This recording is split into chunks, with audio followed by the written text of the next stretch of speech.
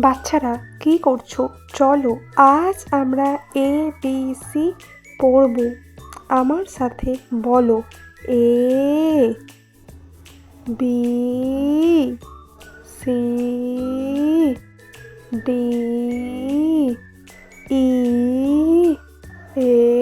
F G H I J K L M N O P Q R S T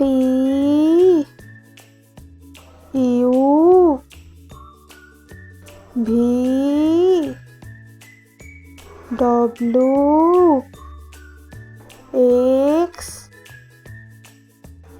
Y Z বুঝতে পারলে তো? আজ এত অবধি।